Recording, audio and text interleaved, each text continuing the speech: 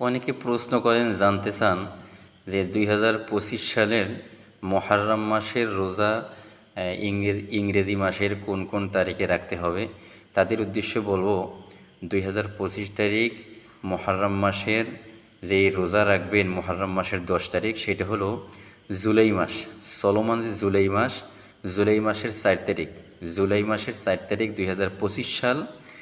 এই জুলাই মাসের 4 তারিখ শুক্রবার।